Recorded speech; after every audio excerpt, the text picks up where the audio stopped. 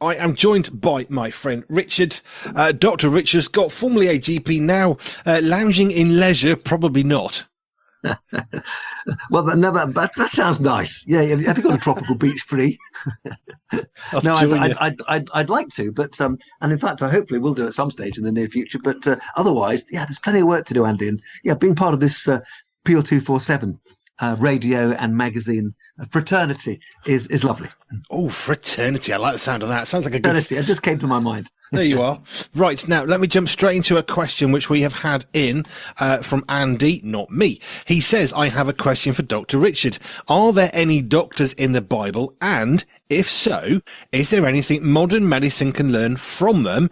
I recall that Luke was a physician. I suppose the Old Testament priests often acted as doctors, but I just thought it was a curious question Richard might like to get stuck into. Well, thank you. I'm certainly the only one I'm aware of it being spoken of, and I'm pretty familiar with the Bible. It's Luke. And he used his medical skills. Well, it almost certainly, I was just reading a commentary on him recently, almost certainly he did help Paul and others on their journeys. We're not told precisely, but they would have fallen in at some stage, so that was good. But he was mainly there as a scribe, and also to use his brain such that he recorded things accurately. And that's obviously really important to God, and as well as for us to receive it. So I think God put him in place, as well as Paul, who was obviously a very clever chap as well, to be accurate with what they did, to record what Jesus did accurately. That was important. So yeah, he's the only one that I think that's actually spoken about. But that said, I remember when King Hezekiah was very ill and at the point of death, and God sent Elijah his way. And there's a lovely story. Check it out in 2 Chronicles. But essentially, God gave him an extra 15 years of life. And the way he was healed was with a poultice to treat an enormous abscess that was killing him. And that was applied by the local poultice suppliers, some sort of medics of some variety. Didn't tell us that they'd had 5 years medical school training. But I think, doctors are few and far between, mainly because, perhaps it's the other way around, that there was miraculous healing time and time again through God himself and or using other people, because there wasn't much decent medicine around at the time. Obviously no antibiotics, not much in terms of hospitals. So it tended to be miraculous healing, but certainly Luke was a doctor.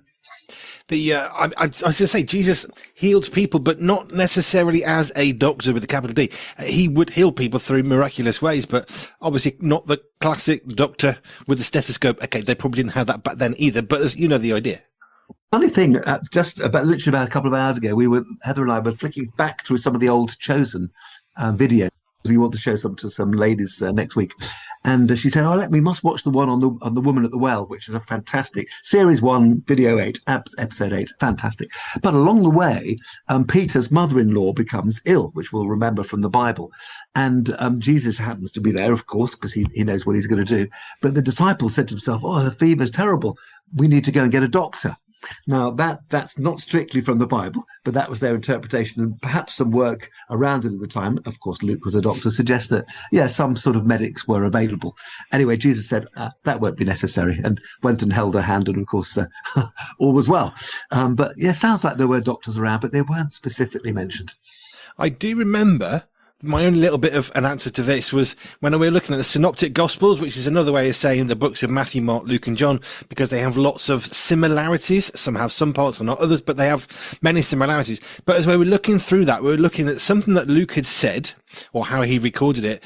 And it was also, I think, it was one of those that was actually Matthew, Mark, and Luke.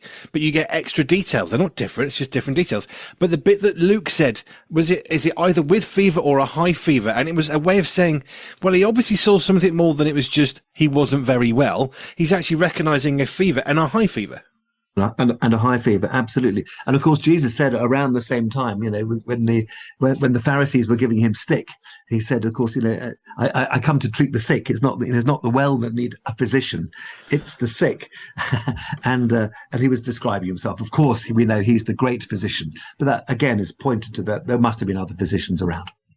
Cool. I hope that answers the question that was sent in. I like that though. It's good Good stuff. question.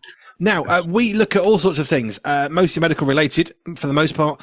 We look at things in the news, health stuff, topical things, all that kind of jazz. So where would you like to take us tonight, sir? Indeed, pretty well all of those applying. So I was reading the Times. That's my go-to newspaper, and there's a wonderful scientific medical advance just came up this week. But not only that, there's an extra lovely part to the article because there was also a lovely working relationship between a young engineer from the University of Bristol and his extremely old mentor, an engineer who is still working at the age of 89. So you've got this young engineer, you've got this very, very senior engineer. And the young engineer has come up with a wonderful medical advance. So essentially, they're working together on semiconductors because they're clever chaps. When the young man, Lee, noticed that the old man, Peter, was rather wobbly on his feet. And he was worried, in case he fell. Now, as doctors, my goodness, this is such a common part of our work. I couldn't possibly sit in my consulting room for a day without an elderly person being brought towards me, usually by their younger relatives. Doctor, he or she is falling or at risk of falling. Can you do something about it? And of course, we look at the sensible things. Number one, would they benefit from a stick?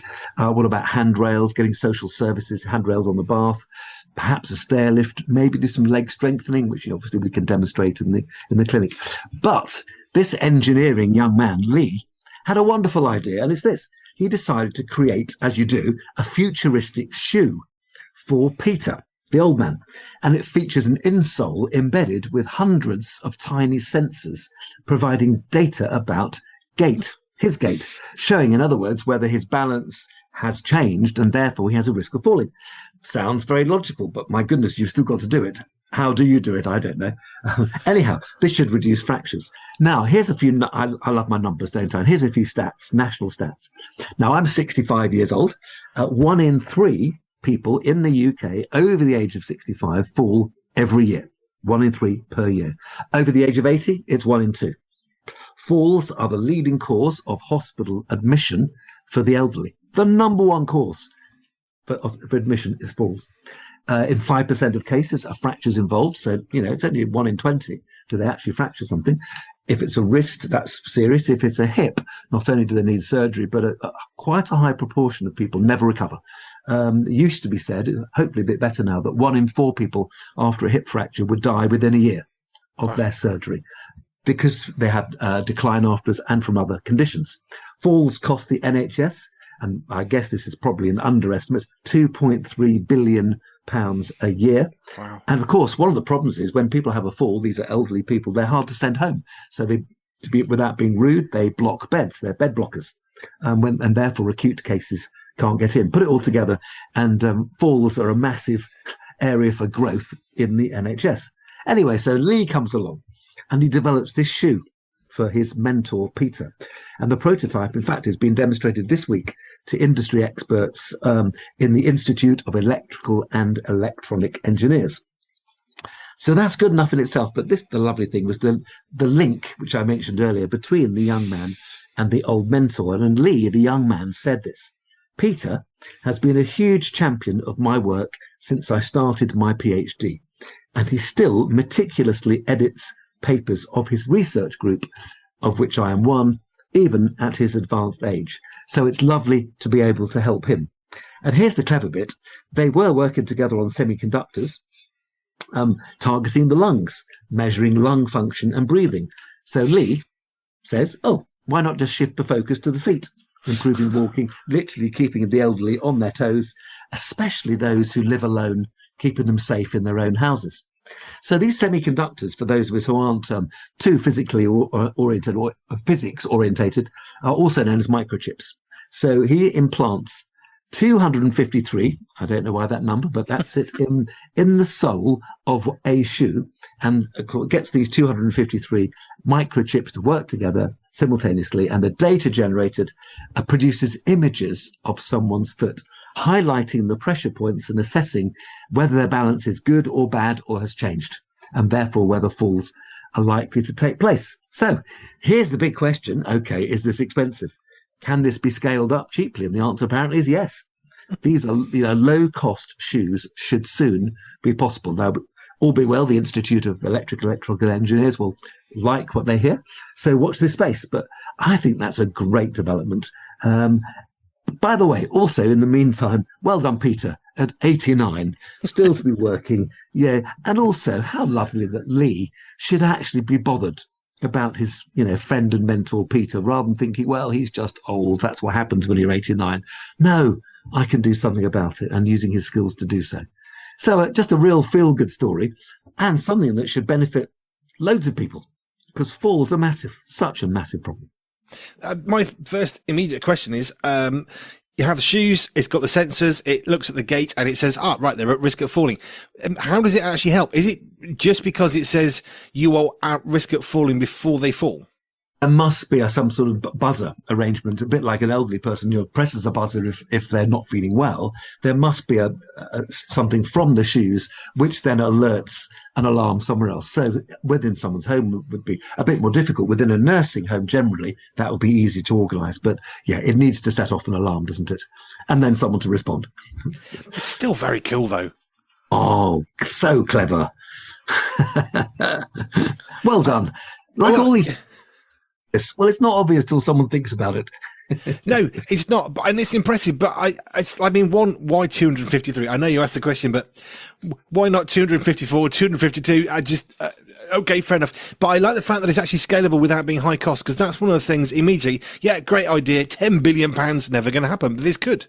Absolutely, and the NHS should pay for it, because if it keeps Peter out of hospital, thousands of pounds when an average person is admitted to hospital. Well, pay £100 for his shoes, far better. Yeah, whether that will happen is a different thing, because people don't tend to think about cost savings necessarily in sensible ways. Let's put it that way. But it's really clever. I love seeing something that has.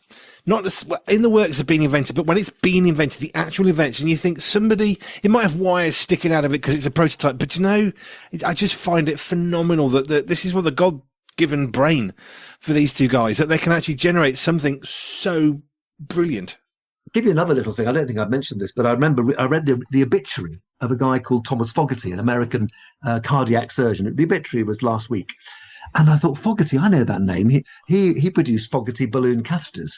And what had happened is that he was working as a young cardiac surgeon, and his boss, and if somebody would have a procedure, and then they get a clot going down their leg, and there was no way of getting rid of this clot, and it would cut off the blood supply, and it would lead to amputations and quite often death, irrespective of how well the heart surgery had taken place. So the young man, Thomas, says to his boss, well, this is no good. And the boss says to him, we'll do something about it.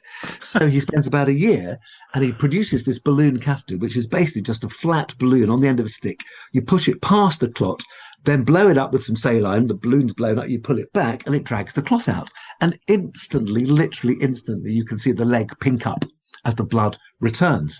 Now, the fascinating thing about this, not only was it a brilliant thing, and it's still used, the Fogarty catheter, today, but he was turned down by the Vascular Society, who thought, oh, this is far too expensive, it'll never work, far too dangerous, and so they turned it down. But the gynecologists, nothing to do with what he was doing, said, oh, this is a good idea, published his paper, and of course everything took off from there. And since then he got encouraged and has produced other wonderful things as well, but the Fogarty catheter.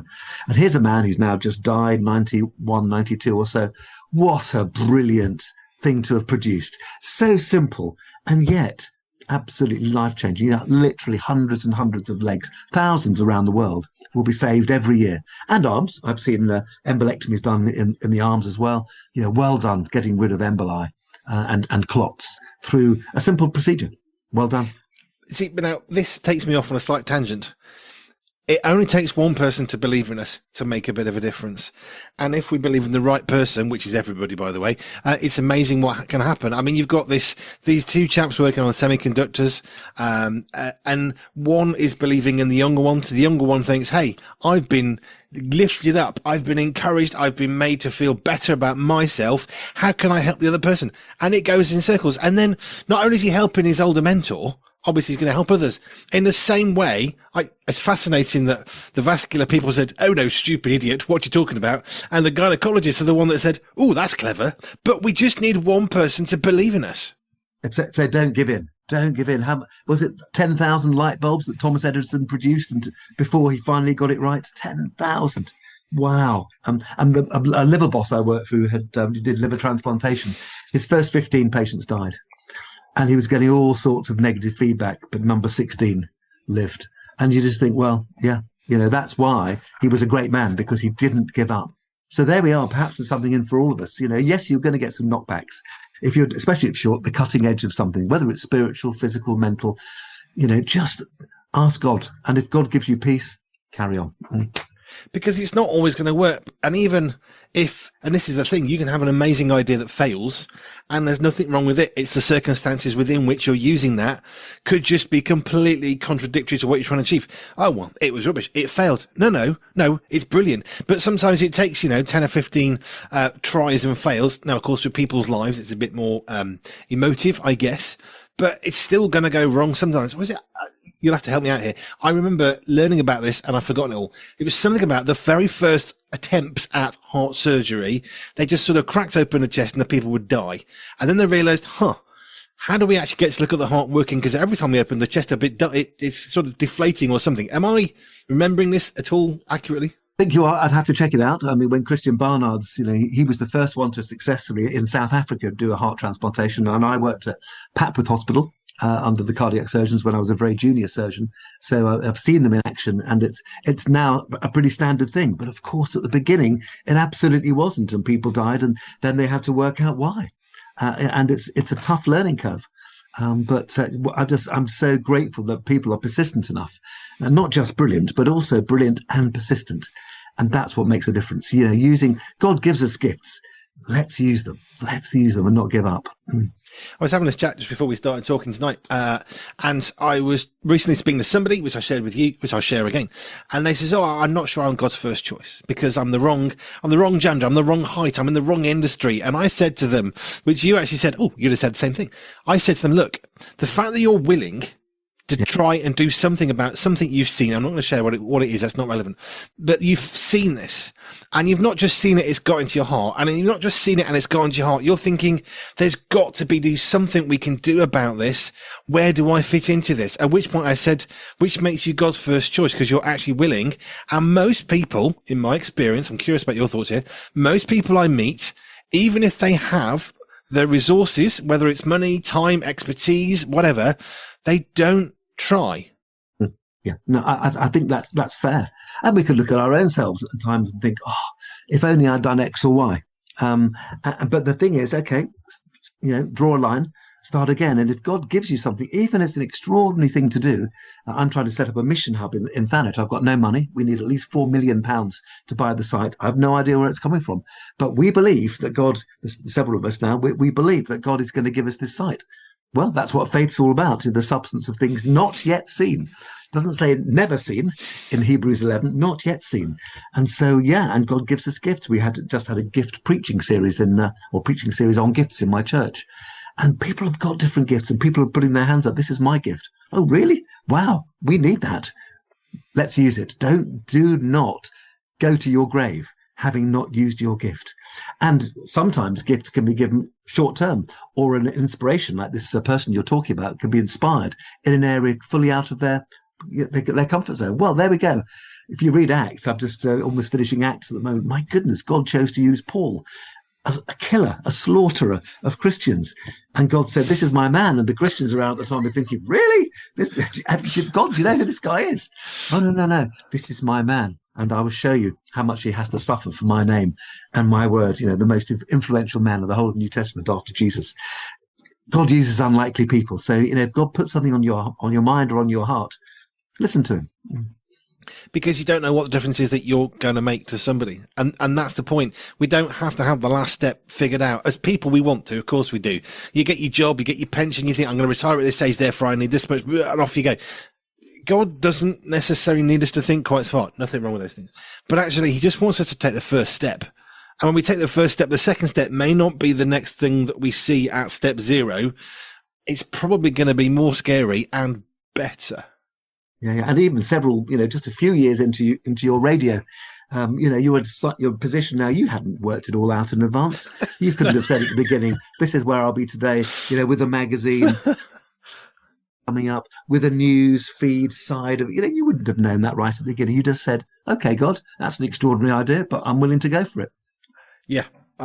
If we knew then what we knew now, we probably wouldn't have started. Isn't that it? Yeah. Isn't that the point? Absolutely. But I'm so glad we did. I'm so glad you did, and thousands of people are so glad you did, and I guess that's why God doesn't tell us. For example, the day that we die, I don't know. I don't want to know the day that I'm going to die. I know that I'm in His hands, and His hands, and His timing is perfect. But I don't want to know because it will influence me along the way. So I don't want to know. I just want to know tomorrow, Lord, what do you want me to do? Okay, that'll do. That's fine. Yeah, tomorrow for me most of the time is too far away. I've got enough to do today. Today'll do. Right, I have enjoyed this conversation an awful lot. If you are as well, great, you can let us know. Email in your questions. Andy did, not this Andy, a different one, about doctors in the Bible. Ask the good doctor. Hello at pure247radio.org. Hello at pure247radio.org is the email. Ask any questions you like for Richard, and I will put them to him. Richard, the dear Dr. Sir, thank you. Thanks very much.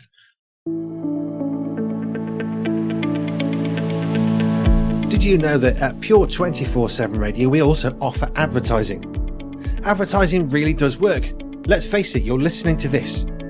Want to know more? Well, just go to pure247radio.org, pure247radio.org/advertising, and you can get everything you want and more there.